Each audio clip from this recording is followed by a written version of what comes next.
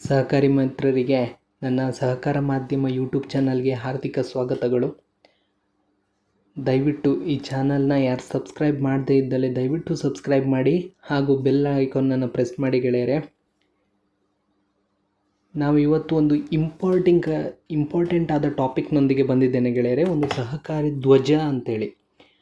ನಾವು ಸಹಕಾರ ಸಂಸ್ಥೆಯಲ್ಲಿ ಕಾರ್ಯನಿರ್ವಹಿಸ್ತಿದ್ರೆ ಅಥವಾ ನಾವು ಸಹಕಾರ ಸಂಸ್ಥೆಯ ಬಗ್ಗೆ ಆಸ್ತಿ ಹೊಂದಿದರೆ ನಾವು ಕೆಲವೊಂದು ವಿಚಾರಗಳನ್ನು ತಿಳಿದುಕೊಳ್ಳಲೇಬೇಕಾದ ಅವಶ್ಯಕತೆ ಇದೆ. ಒಂದು ಸಹಕಾರ ತತ್ವಗಳ ಬಗ್ಗೆ ತಿಳಿದುಕೊಳ್ಬೇಕಾಗ್ತದೆ. ಮತ್ತು ನಾವು ಸಹಕಾರ ಧ್ವಜಗಳ ಬಗ್ಗೆ, ಧ್ವಜದ ಬಣ್ಣಗಳ ಬಗ್ಗೆ, ಆ ಬಣ್ಣ ಯಾವ ಥರ ಹೊಂದಿದೆ, ಆ ಬಣ್ಣಗಳ ಒಂದು ಅನುವಾದ ಅಂದರೆ ಬಣ್ಣಗಳು ಏನನ್ನು ಸೂಚಿಸುತ್ತದೆ ಎನ್ನುವುದು ತಿಳಿಯುವುದು ಕೂಡ ಅತ್ಯವಶ್ಯಕವಾಗಿದೆ. ಹಾಗಾದರೆ ಬನ್ನಿ ಗೆಳೆಯರೆ, ನಾವು ಇವತ್ತಿನ ತರಗತಿಯಲ್ಲಿ ಸಹಕಾರ ಧ್ವಜದ ಬಗ್ಗೆ ತಿಳಿದುಕೊಳ್ಳೋಣ.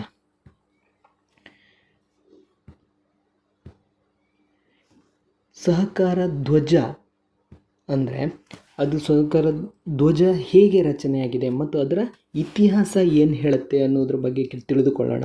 ಮೊದಲ ಬಾರಿಗೆ ಗೆಳೆಯರೆ, ಸಹಕಾರ ಧ್ವಜವನ್ನು ಹೇಗೆ ಅದು ಬಂದು ಅದು ತನ್ನ ರೂಪುಗೊಳ್ಳುತ್ತಂತಂದು ತಿಳಿದುಕೊಳ್ಳೋಣ.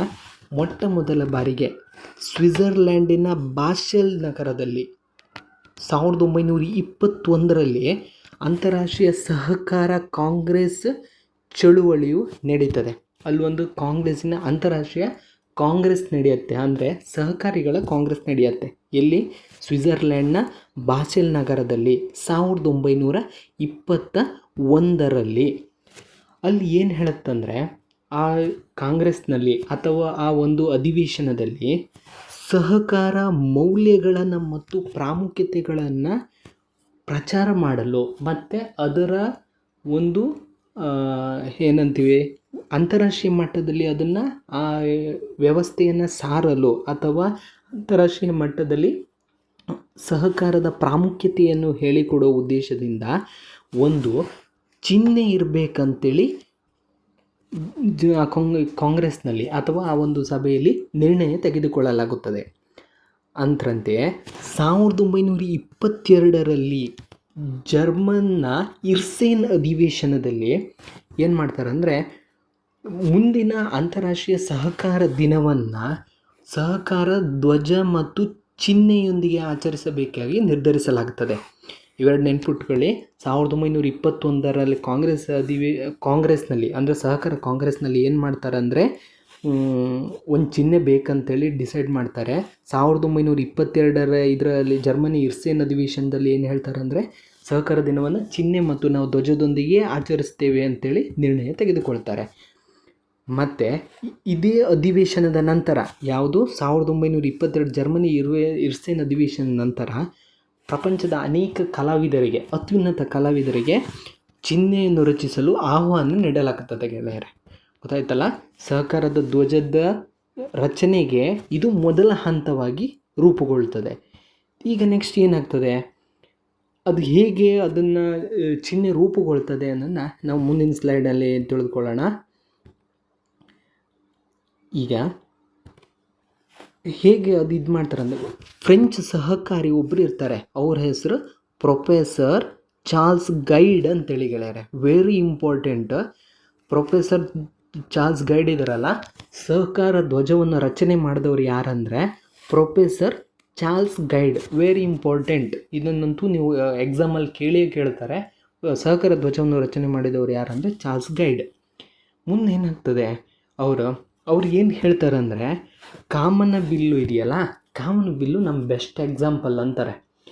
ಕಾಮನ ಬಿಲ್ಲು ಒಂದು ಶುಭ ಶಕುನವೆಂದು. ಕಾಮನ ಬಿಲ್ಲು ಯಾವುದಿದ್ರೂ ಶುಭ ಶಕುನ, ಯಾಕಂದರೆ ಮುಂದೆ ಮಳೆ ಬರೋದನ್ನು ಸೂಚಿಸುತ್ತದೆ ಮತ್ತು ಸಮೃದ್ಧಿ ಮತ್ತು ಶಾಂತಿಯ ನೆಮ್ಮದಿ ಜೀವನದ ಮುನ್ಸೂಚನೆ ಎಂದು ಹೇಳ್ತಾರೆ. ಯಾರು ಹೇಳ್ತಾರೆ? ಚಾರ್ಲ್ಸ್ ಗೈಡ್ ಅವರು ಸಹಕಾರಿ ಧ್ವಜದ ರಚನೆಯನ್ನು ಮಾಡಿದವರು.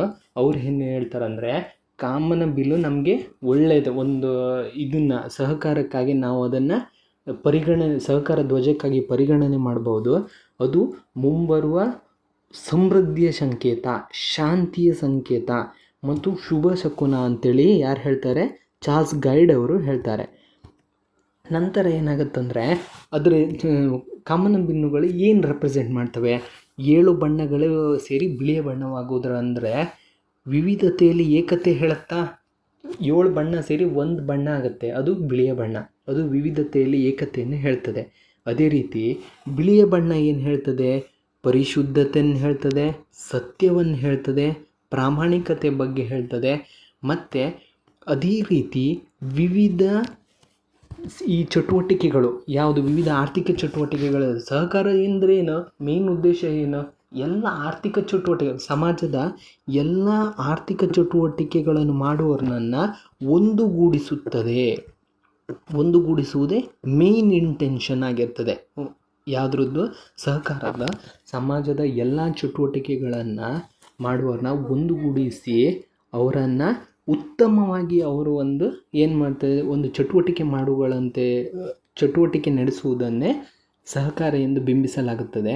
ಆದ್ದರಿಂದ ಈಗ ಕಾಮನಬಿಲ್ಲಿನ ಇದಕ್ಕೆ ಒಂದು ಬೆಸ್ಟ್ ಎಕ್ಸಾಂಪಲ್ ಅಂತೇಳಿ ಅವರು ಈ ಕಾಮನಬಿಲ್ಲನ್ನು ಯಾರು ಸೂಚಿಸ್ತಾರೆ ಅಂದರೆ ಚಾರ್ಲ್ಸ್ ಗೈಡ್ ಅವರು ಸೂಚಿಸುತ್ತಾರೆ. ಹೀಗೆ ಏನಾಗ್ತದೆ ಅಂದರೆ ಕಾಮನಬಿಲ್ಲು ಸಹಕಾರ ಧ್ವಜಕ್ಕೆ ಆಗಿ ಸಹಕಾರ ಧ್ವಜದ ಬಣ್ಣಗಳಾಗಿ ಸೆಲೆಕ್ಟ್ ಆಗೋದು ಚಾರ್ಲ್ಸ್ ಗೈಡ್ ಅವರು ನೀಡಿದಂತಹ ಒಂದು ಮಾರ್ಗದರ್ಶನದ ಮೇಲೆ. ಈಗ ನೆಕ್ಸ್ಟ್ ಏನಾಗುತ್ತಂದರೆ, ಈಗ ಚಾರ್ಲ್ಸ್ ಗೈಡ್ ಒಬ್ಬರು ಯಾರಂತ ಬೇಕಲ್ಲ. ಈ ಚಾರ್ಲ್ಸ್ ಗೈಡು ಅದನ್ನು ಹೇಳಿದ್ದಾರೆ. ಅದನ್ನು ನಮಗೆ ಈ ಕಾಮನಬಿಲ್ಲನ್ನು ನೀವು ಪರಿಗಣಿಸಿ ಮುಂದಿನ ಮುಂದೆ ಪೀಳಿಗೆ ಪೂರ್ತಿ ಅದನ್ನು ಮುಂದುವರಿಸ್ಕೊಂಡು ಹೋಗಬೇಕಾಗೋ ಒಂದು ಉದ್ದೇಶದಿಂದ ಇದನ್ನು ಹೇಳ್ತಾರೆ. ಯಾವುದನ್ನು? 7 ಬಣ್ಣಗಳುಳ್ಳ ಕಾಮನಬಿಲ್ಲು. ಅದರ 7 ಬಣ್ಣಗಳು ಏನಾಗ್ತದೆ? ಒಂದು ಬಿಳಿಯ ಬಣ್ಣವಾಗ್ತವೆ. ಆ ಬಿಳಿಯ ಬಣ್ಣದಿಂದ ಸಮೃದ್ಧಿಯ ಸಂಕೇತ, ಶಾಂತಿಯ ಸಂಕೇತ ಮತ್ತು 7 ಬಣ್ಣಗಳು ಸೇರಿ ಒಂದು ಬಣ್ಣವಾಗುವುದರಿಂದ ಏನು ರೆಪ್ರೆಸೆಂಟ್ ಮಾಡ್ತವೆ? ಅದು ಸಮಾಜದ ವಿವಿಧ ಆರ್ಥಿಕ ಚಟುವಟಿಕೆಗಳು ಸೇರಿ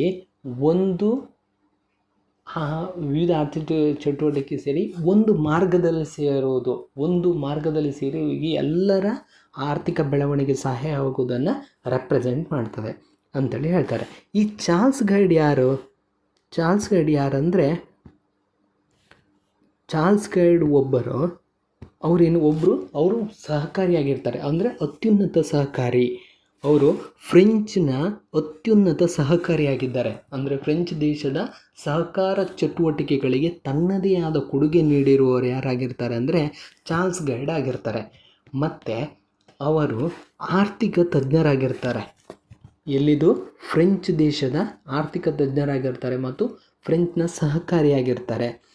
ಇವರು 1903ರಲ್ಲಿ ಅಂತಾರಾಷ್ಟ್ರೀಯ ಸಹಕಾರ ಮೈತ್ರಿಕೂಟದ ಕೇಂದ್ರ ಸದಸ್ಯರಾಗಿ ಚುನಾಯಿತರಾಗಿದ್ದರು. ಇವರು ಎಲ್ಲ ಎಕ್ಸಾಮ್ನಲ್ಲಿ ಕೇಳ್ಬೋದು. ಇದು ಇಂಪಾರ್ಟೆಂಟ್ ಇದೆ. ಸಹಕಾರ ಧ್ವಜವನ್ನು ರಚಿಸಿದವರು ಯಾರು? Charles guide. ಇವ್ರು ಏನಾಗಿದ್ರು ಅಂದರೆ ಒಂದು ಫ್ರೆಂಚ್ ಸಹಕಾರಿಯಾಗಿದ್ದರು ಮತ್ತು ಫ್ರೆಂಚ್ನ ಆರ್ಥಿಕ ತಜ್ಞರಾಗಿದ್ದರು. ಮತ್ತೇನಾಗಿದ್ರು ಅಂದರೆ ಇವರು 1903ರಲ್ಲಿ ಅಂತಾರಾಷ್ಟ್ರೀಯ ಸಹಕಾರ ಮೈತ್ರಿಕೂಟ ಕೇಂದ್ರ ಸಮಿತಿಯ ಸದಸ್ಯರಾಗಿ ಚುನಾಯಿತರಾಗಿದ್ದರು. ಯಾರಂದರೆ ಚಾರ್ಲ್ಸ್ ಗೈಡ್ ಅವರು. ಮತ್ತು ಇವರು ಸಹಕಾರದ್ದೊಂದು ಹಿಂದೊಂದು ಚಿಹ್ನೆ ಇತ್ತು ಅಂದರೆ 2 ಕೈ ಇದೆಯಲ್ಲ, 2 ಕೈ ಜೋಡಿಸುವಿಕೆ. ಅಂದರೆ ಈ ನೋಕಿಯದ್ದೊಂದು ಇದು ಬರುತ್ತಲ್ಲ, ನೋಕಿಯದ ಲೋಗೋ ಬರುತ್ತಲ್ಲ, 2 ಕೈ ಜಾಯಿಂಟ್ ಮಾಡುವಂಥದ್ದು. ಆ ಲೋಗೋವನ್ನು ಕೂಡ ಕಂಡು ಹುಡುಕಿದವರು ಯಾರಂದರೆ ಚಾರ್ಲ್ಸ್ ಗೈಡ್ ಅವರೇ. ಇವರು ನೆಕ್ಸ್ಟು ಮುಂದಿನ ಪೀಳಿಗೆಗೆ ಎಲ್ಲ ಯೂಸ್ ಆಗುವಂತೆ 7 ಬಣ್ಣಗಳನ್ನು ರಚಿಸಿದ್ದು ಇವರೇ. ಕಾಮನಬಿಲ್ಲುಗಳ ಬಣ್ಣವನ್ನು ರೆಫರ್ ಮಾಡಿದವರು ಕೂಡ ಇವರೇ. ಮತ್ತು 2 ಕೈಗಳು ಜೋಡಿಸುವಂಥದ್ದು ಒಂದಿದೆಯಲ್ಲ, ಅದನ್ನು ಕೂಡ ರೆಫರ್ ಮಾಡಿದವರು ಯಾರಂದರೆ ಚಾರ್ಲ್ಸ್ ಗೈಡ್ ಅವರೇ ರೆಫರ್ ಮಾಡ್ತಾರೆ. ಅಂದರೆ ಅದರ ಉದ್ದೇಶ ಏನಾಗಿತ್ತಂದರೆ 2 ಕೈ ಜೋಡಿಸುವುದಂದರೆ ಪ್ರತಿಯೊಬ್ಬರಿಗಾಗಿ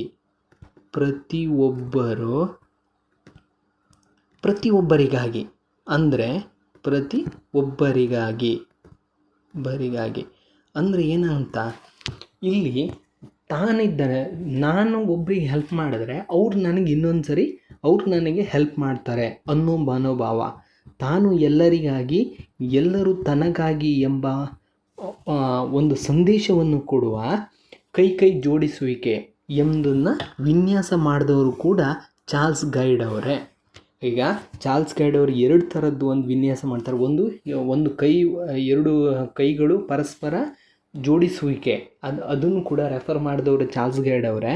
ಮತ್ತು ಈ 7 ಬಣ್ಣಗಳ ಕಾಮನಬಿಲ್ಲಿನ 7 ಬಣ್ಣಗಳುಳ್ಳ ಫ್ಲ್ಯಾಗನ್ನು ರೆಫರ್ ಮಾಡಿದವರು ಕೂಡ ಚಾರ್ಲ್ಸ್ ಗೈಡ್ ಅವರೇ. ಈಗ ನಾವು ಇದನ್ನೆಲ್ಲ ತಿಳ್ಕೊಂಡ್ವಿ. ಒಂದು ಏನಂದರೆ ಸಹಕಾರ ಧ್ವಜದ ರಚನೆ ತಿಳ್ಕೊಂಡು ಸ್ವಿಟ್ಜರ್ಲೆಂಡ್ನ ಬಾಸೆಲ್ನಲ್ಲಿ 1922ರಲ್ಲಿ ಕಾಂಗ್ರೆಸ್ ಅದರಲ್ಲಿ ನಾವು ಧ್ವಜ ಬೇಕಂತ ಹೇಳ್ತಾರೆ. 1922ರಲ್ಲಿ ಜರ್ಮನಿ ಹಿರ್ಸೆನ್ ಅಧಿವೇಶನದಲ್ಲಿ ಸಹಕಾರ ಚಿಹ್ನೆ ಮತ್ತು ಧ್ವಜದೊಂದಿಗೆ ಆಚರಿಸುತ್ತೇವೆ ಅಂತ ಹೇಳ್ತಾರೆ. ಮತ್ತು ಪ್ರಪಂಚದ ಅನೇಕ ಕಲಾವಿದರಿಗೆ ಆಹ್ವಾನವನ್ನು ಕೊಡ್ತಾರೆ ರಚಿಸಲಿಕ್ಕೆ. ಆ ಆಹ್ವಾನದ ಮೇರೆಗೆ ಯಾರು ಬರ್ತಾರೆ ಅಂದರೆ ಫ್ರೆಂಚ್ ಇವರಿದ್ದಾರೆ ಚಾರ್ಲ್ಸ್ ಗೈಡ್ ಅವರು. ಫ್ರೆಂಚ್ ಸಹಕಾರಿ ಚಾರ್ಲ್ಸ್ ಗೈಡ್ ಅವರು ಏನು ಮಾಡ್ತಾರಂದರೆ 7 ಬಣ್ಣಗಳುಳ್ಳ ಸಹಕಾರಿ ಧ್ವಜವನ್ನು ರೆಫರ್ ಮಾಡ್ತಾರೆ ಚಾರ್ಲ್ಸ್ ಗೈಡ್ ಅವರು. ಅದ್ರ ಹಿಂದೆ 2 ಕೈ ಜೋಡಿಸುವ ಸಹಕಾರ ಲಾಂಛನವನ್ನು ಕೂಡ ಅವರೇ ರೆಫರ್ ಮಾಡಿದರು. ಕಾಮನಬಿಲ್ಲು ಏನಾಗುತ್ತದೆ, ಶುಭ ಶಕುನ ಆಗಿರ್ತದೆ, ಮುಂಬರುವ ಮಳೆಯ ಶಕುನ ಆಗಿರ್ತದೆ, ಸಮೃದ್ಧಿ ಮತ್ತು ಶಾಂತಿಯ ನೆಮ್ಮದಿ ಜೀವನ ಅದನ್ನು ರೆಫರ್ ಮಾಡ್ತಿರ್ತದೆ. ಮತ್ತು ಏನು ಮಾಡ್ತದೆ, ಸಮಾಜದ ವಿವಿಧ ಚಟುವಟಿಕೆಗಳು ಸೇರಿ ಸಮೃದ್ಧ ಸಮಾಜವನ್ನು ರಚಿಸು ಕೂಡ ಇದನ್ನು ಕಾಮನಬಿಲ್ಲನ್ನು ರೆಫರ್ ಮಾಡ್ತಾ ಇರುತ್ತೆ. ಮತ್ತು ಚಾರ್ಲ್ಸ್ ಗೈಡ್ ಅವರೇನು ಫ್ರೆಂಚ್ನ ಆರ್ಥಿಕ ತಜ್ಞರಾಗಿರ್ತಾರೆ ಮತ್ತು ಒಬ್ಬರು ಫ್ರೆಂಚ್ನ ಸಹಕಾರಿಯಾಗಿರ್ತಾರೆ. 1903ರಲ್ಲಿ ಅಂತಾರಾಜ್ಯ ಸಹಕಾರ ಮೈತ್ರಿಕೂಟದ ಸಮಿತಿಯ ಸದಸ್ಯರಾಗಿರ್ತಾರೆ. ಯಾರಂದರೆ ಚಾರ್ಲ್ಸ್ ಗೈಡ್ ಅವರು. ಮುಂದೆ ಈಗ ನಾವೀಗ ಏನು ಮಾಡುತ್ತಂದರೆ ಸಹಕಾರದ ಬಣ್ಣಗಳ ಬಗ್ಗೆ ತಿಳಿಬೇಕಾಗತ್ತೆ ನಾವು. ಸಹಕಾರ ಧ್ವಜದಲ್ಲಿ ಒಟ್ಟು 7 ಬಣ್ಣಗಳಿವೆ. ಯಾವುದು? ಕೆಂಪು, ಕಿತ್ತಳೆ, ಹಳದಿ, ಹಸಿರು, ಕೆಂಪು, ಕಿತ್ತಳೆ, ಹಳದಿ, ಹಸಿರು, ನೀಲಿ, ನೇರಳೆ, ಶ್ಯಾಮಲ. ಇದು ವೆರಿ ಇಂಪಾರ್ಟೆಂಟ್. ಯಾವುದಾದ್ರೂ ಕೋಆಪರೇಟಿವ್ ಎಕ್ಸಾಮಿಗೆ ನೀವು ಹೋಗ್ತಿದ್ದೀರಾ ಅಂದರೆ ಇದ್ರ ಮೇಲೆ ನೀವು ಕಣ್ಣು ಹಾಯಿಸಲೇಬೇಕು. ಯಾವುದ್ರ ಮೇಲೆ? ಸಹಕಾರಿ ಧ್ವಜದ ಮೇಲೆ. ಇದಕ್ಕೆ ಒಂದು ಹಳೆ ಟ್ಯೂನ್ ಇದೆ. ನಮಗೆ ಲೆಕ್ಚರ್ ಯಾವ ಥರ ಹೇಳ್ಕೊಟ್ಟಿದ್ರು ಅಂದರೆ ಇದೆಯಲ್ಲ ಧರಣಿ ಮಂಡಲ ಸಾಂಗ್, ಧರಣಿ ಮಂಡಲ ಮಧ್ಯದೊಳಗೆ ಆ ಟ್ಯೂನಲ್ಲಿ ನೆನ್ಪಿಟ್ಕೊಳ್ಬೇಕು. ಕೆಂಪು, ಕಿತ್ತಳೆ, ಹಳದಿ, ಹಸಿರು, ನೀಲಿ, ನೇರಳೆ, ಶ್ಯಾಮಲ. ಈ ಟ್ಯೂನಲ್ಲೇ ನೆನ್ಪಿಟ್ಕೋಬೇಕಂದ್ರೆ ಎಕ್ಸಾಮಲ್ಲಿ ಲಾಸ್ಟಿಗೆ ಇದನ್ನು ನೆನಪಿಲ್ದಿದ್ರು ಆ ಟ್ಯೂನ್ ಆದರೂ ನೆನಪಿರುತ್ತೆ ಅನ್ನೋ ಉದ್ದೇಶದಿಂದ. ಗೊತ್ತಾಯ್ತಾ ಗೆಳೆಯರೆ? ಈಗ ನಾವು ಒಂದೊಂದನ್ನೇ ತಿಳಿತಾ ಬರೋಣ. ಇದು ವೆರಿ ಇಂಪಾರ್ಟೆಂಟು. ಕೆಂಪು ಅಂದರೆ ಶ್ಯಾಮಲ. ಕೆಂಪು, ಕಿತ್ತಳೆ, ಹಳದಿ, ಹಸಿರು, ನೀಲಿ, ನೇರಳೆ, ಶ್ಯಾಮಲ. ಈಗ ಮೊಟ್ಟ ಮೊದಲ ಬಾರಿಗೆ ತಿಳಿದುಕೊಳ್ಳೋಣ ಕೆಂಪು ಈ ಬಣ್ಣದ ಬಗ್ಗೆ. ಇದು ಸಹಕಾರಿ ಬೇಸಾಯ. ಈ ಸಹಕಾರಿ ಬೇಸಾಯ ಕೆಂಪು ಬಣ್ಣ ಏನು ರಿಪ್ರೆಸೆಂಟ್ ಸಹಕಾರಿ ಬೇಸಾಯದ ಬಗ್ಗೆ ರೆಫರ್ ಮಾಡ್ತದೆ. ಸಹಕಾರಿ ಬೇಸಾಯ ಅಂದರೆ ಒಬ್ಬರಿಗೊಬ್ಬರಿಗೆ ಸಹಕಾರ ಕೊಟ್ಕೊಂಡು ಬೇಸಾಯ ಮಾಡುವಂಥದ್ದು. ಹೇಗೆ? ಈಗ ಒಂದು ಊರಲ್ಲಿ ಒಂದು ಜಮೀನಿದೆ. ಈಗ ನನ್ನ ಹತ್ರ ವೆಹಿಕಲ್ ಇದೆ ಅಂದರೆ ಅದಕ್ಕೆ ಪೂರಕವಾದ ಯಂತ್ರೋಪಕರಣಗಳಿದೆ ಅಂದ್ಕೊಳ್ಳಿ. ನಿಮ್ಮ ಕಡೆ ನಿಮ್ಮ ಹತ್ರ ಒಂದು ಹಸು ಇದೆ. ನಿಮ್ಗೆ ಅದರಿಂದ ಗೊಬ್ಬರ ಇದು ಅಂದರೆ ಹಸುವಿನ ಗೊಬ್ಬರ ಸಿಗುತ್ತೆ. ಈಗ ನಾವು ಏನು ಮಾಡ್ಬೋದು? ಪರಸ್ಪರ ಸಹಕಾರ ಕೊಟ್ಟು ಬೇಸಾಯ ಮಾಡ್ಬೋದು. ನಾನು ಹಿಂಗೆ ಯಂತ್ರೋಪಕರಣ ಕೊಡ್ತೇನೆ, ನೀನು ನನಗೆ ಸ್ವಲ್ಪ ಗೊಬ್ಬರ ಕೊಡು ಅಂದೇಳಿ ಸಹಕಾರ ಕೊಟ್ಟು ಬೇಸಾಯ ಮಾಡ್ಬೋದು. ಒಂದಾಯ್ತಾ? ಮತ್ತು ಈಗ ಒಂದು ಜಮೀನು ತಗೊಳ್ಳೋದು, ಎಲ್ಲ ಸೇರಿ ಸಹಕಾರ ತತ್ವದ ಮೂಲಕ ಜಮೀನು ತಗೊಂಡು ಅಲ್ಲಿ ಏನು ಮಾಡಿದ್ವಿ ಅಂದರೆ ಪರಸ್ಪರ ಸಹಕಾರ ತತ್ವದ ಮೂಲಕ ಎಲ್ಲರೂ ಸೇರಿ ಅಂದರೆ ಒಂದು ಸುತ್ತಮುತ್ತಲಿನ ಪ್ರದೇಶದವರು ಸೇರಿ ಒಟ್ಟಾಗಿ ಕೃಷಿ ಮಾಡ್ತೀವಿ. ಬಂದ ಲಾಭವನ್ನು ಪರಸ್ಪರವಾಗಿ ಹಂಚಿಕೊಳ್ಳುವುದೇ ಸಹಕಾರಿ ಬೇಸಾಯ ಆಗಿದೆ. ಒಂದು ಪ್ರದೇಶದಲ್ಲಿ ಎಲ್ಲರೂ ಸೇರಿ ಸಹಕಾರ ಮನೋಭಾವದಿಂದ, ತಾನು ಎಲ್ಲರಿಗಾಗಿ ಎಲ್ಲರೂ ತನಗಾಗಿ ಎಂಬ ಮನೋಭಾವದಿಂದ ಸಹಕಾರಿ ಬೇಸಾಯವನ್ನು ಮಾಡಿ ಬಂದ ಒಂದು ಉತ್ಪನ್ನವನ್ನು ಸಮನಾಗಿ ಹಂಚಿಕೊಳ್ಳುವುದೇ ಸಹಕಾರಿ ಬೇಸಾಯ ಆಗಿದೆ. ಇಲ್ಲಿ ಎಲ್ಲರೂ ಈಕ್ವಲ್ ಶ್ರಮವನ್ನು ಹಾಕಿರ್ತೀವಿ ಮತ್ತು ಇನ್ವೆಸ್ಟ್ಮೆಂಟ್ ಕೂಡ ಸೇಮ್ ಆಗಿರುತ್ತೆ. ಮತ್ತು ಬಂದ ಲಾಭಾಂಶಗಳನ್ನು ಕೂಡ ನಾವು ಸಮನಾಗಿ ಹಂಚಿಕೊಳ್ಳುವುದರಿಂದ ಯಾವುದೇ ಒಂದು ಮನಸ್ತಾಪಕ್ಕೆ ಅವಕಾಶ ಇಲ್ಲ ಯಾವುದರಲ್ಲಿ, ಸಹಕಾರ ಬೇಸಾಯದಲ್ಲಿ. ಮತ್ತು ಸಹಕಾರ ಉದ್ದಿಮೆ, ಈಗ ಒಂದು ಕೋಆಪರೇಟಿವ್ ಸೆಕ್ಟರ್ ಅಥವಾ ಸಹಕಾರದಲ್ಲಿ ಉದ್ದಿಮೆ ಮಾಡ್ಬೋದಾ, ಒಂದು ಬಿಸ್ನೆಸ್ ಕೋಆಪರೇಟಿವ್ನ ಒಂದು ಬಿಸ್ನೆಸ್ ಅಂತೇಳಿ ಪರಿಗಣನೆ ಮಾಡ್ಬೋದಾ? ಖಂಡಿತ ಮಾಡ್ಬೋದು. ಹೇಗೆ? ಈಗ ಒಂದು ಸಹಕಾರ ಸಕ್ಕರೆ ಕಾರ್ಖಾನೆ ಕೇಳಿದ್ದೀರ ನೀವು? ಸಹಕಾರ ಸಕ್ಕರೆ ಕಾರ್ಖಾನೆಗಳು ಅವು ಎಷ್ಟೇ ಒಂದು ಸಹಕಾರದ ಮನೋಭಾವನೆ ಹೊಂದಿದ್ದರೂ ಅಲ್ಲಿ ಅಲ್ಟಿಮೇಟ್ ಏನಾಗಿರ್ತದೆ, ಒಂದು ಲಾಭದ ಉದ್ದೇಶ ಇರ್ತದೆ. ಎಲ್ಲಿ? ಸಹಕಾರ ಸಕ್ಕರೆ ಕಾರ್ಖಾನೆಗಳಲ್ಲಿ. ಮತ್ತು ನೀವು ನೋಡಿ ಪ್ಯಾಕ್ಸ್ಗಳಲ್ಲಿ, ಈ ಪ್ಯಾಕ್ಸ್ ಕೋಆಪರೇಟಿವ್ ಸೊಸೈಟಿ ಇರುತ್ತಲ್ಲ, PACS ಪ್ಯಾಕ್ಸ್ಗಳಲ್ಲಿ ಅಲ್ಲಿ ನಿಮ್ಗೆ ಡಿವಿಡೆಂಡ್ ಕೊಡ್ತಾರೆ, ಕೊನೆಯಲ್ಲಿ ಲಾಭಾಂಶ ಕೊಡ್ತಾರೆ. ಅದು ಒಂದು ಉದ್ದಿಮೆ ಅಂತ ಪರಿಗಣಿಸ್ಬೋದಾ? ಲಾಭಾಂಶ ಕೊಟ್ಟ ಮೇಲೆ ಅದು ಉದ್ದಿಮೆ ಆಗಿರುತ್ತದೆ. ಆದ್ದರಿಂದ ಈಗ ಕೆಂಪು ಸಹಕಾರ ಬೇಸಾಯ ಆಗಿರುತ್ತದೆ, ಕಿತ್ತಳೆ ಸಹಕಾರ ಉದ್ದಿಮೆ ಆಗಿರುತ್ತದೆ, ಕೋಆಪರೇಟಿವ್. ಇಲ್ಲೂ ಕೂಡ ಲಾಭದ ಮನಸ್ಥಿತಿ ಇಲ್ಲದೆಯೂ ಕೂಡ ನೀವು ಲಾಭಕ್ಕೆ ಮುಖ ಮಾಡಿರುತ್ತೀರಿ, ನಿಮಗೆ ಲಾಭ ಬರ್ತಾನೆ ಇರುತ್ತೆ. ಅಥವಾ ನೀವು ಕೋಆಪರೇಟಿವ್ನನ್ನು ಒಂದು ಉದ್ದಿಮೆಯಾಗಿ ಕೂಡ ಪರಿಗಣಿಸಬಹುದು ಅಂಥೇಳಿ ಕಿತ್ತಳೆ ಬಣ್ಣ ಹೇಳುತ್ತೆ. ಸಹಕಾರ ಉದ್ದಿಮೆ. ಸಹಕಾರ ಮಾರಾಟ ಯಾವುದು ಹೇಳ್ತದೆ? ಈ ಮಾರಾಟ ಕೋಆಪರೇಟಿವ್ ಸಂಘಗಳು ಕೇಳಿದರೆ ನೀವು, ಯಾವುದಂದರೆ ಇದು ತಾಲೂಕು ಟ್ಯಾಪ್ ಸ್ಕ್ಯಾಮ್ ಅಂತ ಬರುತ್ತಲ್ಲ, taluk agriculture cooperative taluk agriculture cooperative tap scam, taluk agricultural product cooperative marketing society tap scams ಅಂತೇಳಿ. Taluk agricultural product cooperative marketing society ಅಂದರೆ ಒಂದು ತಾಲೂಕು ಪ್ರದೇಶಗಳಲ್ಲಿರುವ, ಈಗ ಒಂದು ಇದರಲ್ಲಿ ಯಾರು ಸದಸ್ಯರಾಗಿರುತ್ತಾರೆ ಯಾರಂದರೆ ರೈತರು. ಯಾರು ರೈತ ಉತ್ಪನ್ನಗಳನ್ನು ತಯಾರು ಮಾಡ್ತಾರೋ ಅವರೇ ಇಲ್ಲಿನ ಸದಸ್ಯರಾಗಿರ್ತಾರೆ. ಯಾರು? ಸುತ್ತಮುತ್ತಲಿನ ಬೆಳೆಗಾರರು ಇಲ್ಲಿ ಸದಸ್ಯರ ಟ್ಯಾಪ್ ಸ್ಕ್ಯಾಮ್. ಮತ್ತೇನಿರ್ತದೆ? ಟ್ಯಾಪ್ ಸ್ಕ್ಯಾಮ್ ರಾಜ್ಯ ಮಟ್ಟದ ಶೃಂಗ ಸಂಸ್ಥೆ ಯಾವುದಾಗಿರ್ತದೆ?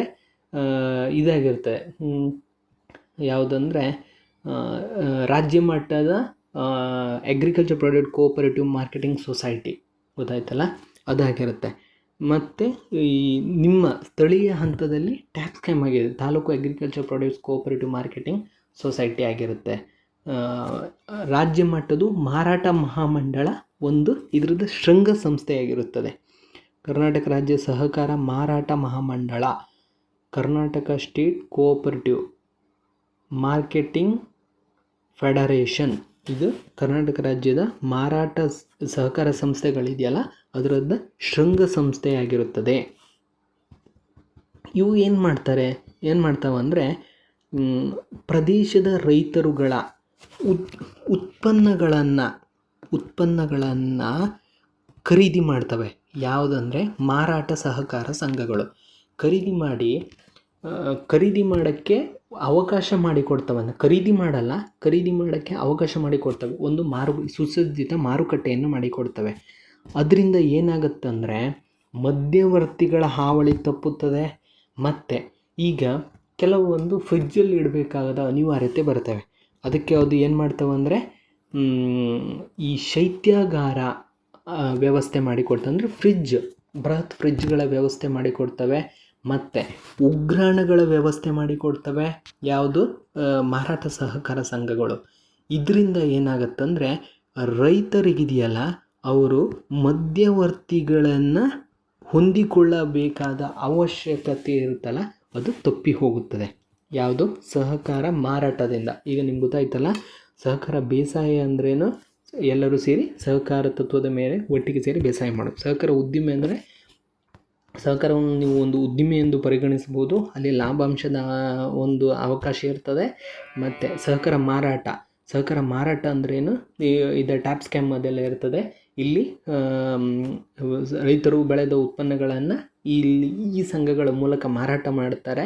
ಇಲ್ಲಿ ಮತ್ತು ಮಾರಾಟ ಜೋಡಣೆ ಅವಕಾಶ ಕೂಡ ಇರ್ತದೆ. ಎಲ್ಲಂದರೆ ಸಹಕಾರ ಮಾರಾಟದಲ್ಲಿ ಹೇಗೆ? ಪತ್ತು ಮತ್ತು ಮಾರಾಟ ಜೋಡಣೆಗೆ ಟ್ಯಾಪ್ಸ್ಕ್ಯಾಮ್ ಎಲ್ಲಿ ಸದಸ್ಯರಾಗಿರ್ತದೆ? DCC ಬ್ಯಾಂಕಲ್ಲಿ. DCC ಬ್ಯಾಂಕು ಎಲ್ಲಿ ಇದಾಗಿರ್ತವೆ? ಟ್ಯಾಪ್ಸ್ಕ್ಯಾಮ್ಸಲ್ಲಿ ಸದಸ್ಯರಾಗಿರ್ತವೆ. ಈಗ ಟ್ಯಾಪ್ಸ್ಕ್ಯಾಮ್ನಲ್ಲಿ ಸದಸ್ಯನಾದ ರೈತ ತನ್ನ ಬೆಳೆ ಬೆಳೆದಾಗ ಅವನು ಅಲ್ಲಿ ಬಂದ ದುಡ್ಡನ್ನು ಇದು ಟ್ಯಾಪ್ಸ್ಕ್ಯಾಮ್ನಲ್ಲಿ ಇದ್ದಿದ್ದ ಸದಸ್ಯನ ರೈತ ಇರ್ತಲ್ಲ, ಅವ್ನು ಕೃಷಿ ಮಾಡ್ತಾನೆ, ಅವನಿಗೆ ಬಂದ ಪ್ರಾಡಕ್ಟನ್ನು ಅವನು ಎಲ್ಲಿ ಇದರಲ್ಲಿ ಮಾರಾಟ ಮಾಡ್ತಾನೆ, ಎಲ್ಲಿ ಟ್ಯಾಪ್ಸ್ಕ್ಯಾಮ್ನಲ್ಲಿ ಮಾರಾಟ ಮಾಡ್ತಾನೆ. ಪ್ಯಾಕ್ಸ್ನಲ್ಲಿ ಸದಸ್ಯ ಇರ್ತಾನೆ, ಅವನು ಕೃಷಿ ಮಾಡ್ತಾನೆ, ಅದನ್ನು ಅವನು ಟ್ಯಾಪ್ಸ್ಕ್ಯಾಮ್ನಲ್ಲಿ ಮಾರಾಟ ಮಾಡ್ತಾನೆ. ಬಂದ ದುಡ್ಡನ್ನು ಅವನು ಏನು ಮಾಡ್ತಾನೆ? DCC ಬ್ಯಾಂಕಿಗೆ ಹಾಕ್ತಾನೆ. DCC ಬ್ಯಾಂಕ್ ಹಾಕಿದಾಗ ಅವ್ರು ಏನು ಮಾಡ್ತಾರಂದರೆ, ಅವರು ಮಧ್ಯವರ್ತಿಗಳಾಗಿ ಅವನು ಇದರಲ್ಲಿ ಪ್ಯಾಕ್ಸಲ್ಲಿ ಸಾಲ ಇದು ಮಾಡ್ತಿರ್ತಾನೆ, ಆ ಪ್ಯಾಕ್ಸಿಗೆ ಅರ್ಧ ಸಾಲವನ್ನು ತೀರಿಸ್ತಾನೆ. ಎಷ್ಟು ಸಾಲ ಇದು, ಉಳಿದ ಹಣವನ್ನು ರೈತ ಸದಸ್ಯನಿಗೆ ತಲುಪಿಸ್ತಾನೆ. ಇದಕ್ಕೆ ಪತ್ತು ಮತ್ತು ಮಾರಾಟ ಜೋಡಣೆ ಅಂತ ಕರೀತಾರೆ. ಗೊತ್ತಾಯ್ತಾ? ಈಗ ಸಹಕಾರಿ ಬೇಸಾಯ ಆಯಿತು, ಸಹಕಾರಿ ಉದ್ದಿಮೆ ಆಯಿತು, ಸಹಕಾರ ಮಾರಾಟ ಆಯಿತು. ಈಗ ಹಸಿರು ಏನು ಹೇಳುತ್ತಂದರೆ ಸಹಕಾರ ಪತ್ತು ಮತ್ತು ಹಣಕಾಸು. ಈಗ ಪತ್ತು ಅಂದರೆ ಏನು? ಈಗ ಒಂದು ಹಣಕಾಸು ಸಂಸ್ಥೆಗಳು ಈಗ ಸಾಲ ಸೌಲಭ್ಯವನ್ನು ಕೊಡ್ತವೆ. ಯಾವುದೆಲ್ಲ? ಈಗ ನಿಮ್ಮ ಸ್ಥಳೀಯ ಮಟ್ಟದಲ್ಲಿ ಯಾವುದಿದೆ? ಪ್ಯಾಕ್ಸ್ ಇದೆ. ಜಿಲ್ಲಾ ಮಟ್ಟದಲ್ಲಿ ಯಾವುದಿದೆ? DCC ಬ್ಯಾಂಕ್ ಇದೆ. ರಾಜ್ಯ ಮಟ್ಟದಲ್ಲಿ ಯಾವುದಿದೆ? ಅಪೆಕ್ಸ್ ಇದೆ. ಇವುಗಳು ಏನು ಮಾಡ್ತವೆ? ಸಾಲ ಸೌಲಭ್ಯವನ್ನು ನೀಡ್ತವೆ. ಯಾವುದಕ್ಕೆ? ಕೃಷಿಗೆ ಮತ್ತು ಕೃಷಿಯೇತರ ಚಟುವಟಿಕೆಗಳಿಗೆ ಸಾಲ ಸೌಲಭ್ಯ ಕೊಡ್ತವೆ. ಈಗ ಈ ಮತ್ತೊಂದು ಇದಿದೆ, ಭೂ ಅಭಿವೃದ್ಧಿ ಬ್ಯಾಂಕ್ಗಳಂತ ಇದೆ. ಅವು ಯಾವುದೆಲ್ಲ ಇದೆ ಅಂದರೆ ಸ್ಟೇಟಿಗೆ ಒಂದಿರ್ತವೆ, ತಾಲೂಕಿಗೆ ಒಂದಿರ್ತವೆ.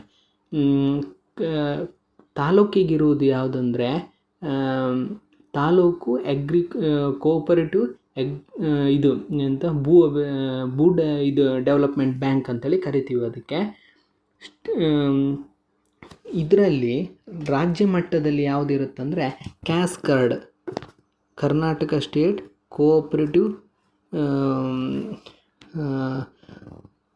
ಕ್ಯಾಸ್ಕಾರ್ಡ್ CARD CASCARD bank. Karnataka state cooperative agricultural and rural development Karnataka ರಾಜ್ಯ ಸಹಕಾರಿ ಕೃಷಿ ಮತ್ತು ಭೂ ಅಭಿವೃದ್ಧಿ ಬ್ಯಾಂಕ್ ಭೂ ಅಭಿವೃದ್ಧಿ ಬ್ಯಾಂಕ್ ಅಂದರೆ Karnataka state cooperative agriculture and rural development and ಅದೊಂದು ಜಸ್ಟ್ ಒಂದು ಮಿಸ್ಟೇಕ್ ಇದೆ, ನಾನು ಈಗ ಸಹಕಾರಿ ಪತ್ತು ಮತ್ತು ಹಣಕಾಸದಲ್ಲಿ ನಾನು ಹೇಳ್ತಾ ಇದ್ದೆ. ಈಗ ಎರಡು ಹಂತದ ಬ್ಯಾಂಕ್ಗಳು, ಭೂ ಅಭಿವೃದ್ಧಿ ಬ್ಯಾಂಕ್ಗಳು. ಒಂದು ಪಿಕಾರ್ಡ್ ಬ್ಯಾಂಕ್, ಮತ್ತೊಂದು ಎಸ್ಕಾರ್ಡ್ ಬ್ಯಾಂಕ್. ಎಸ್ಕಾರ್ಡ್ ಅಂದರೆ ಇದು ಯಾವುದಂದರೆ Karnataka state cooperative agriculture and rural development bank.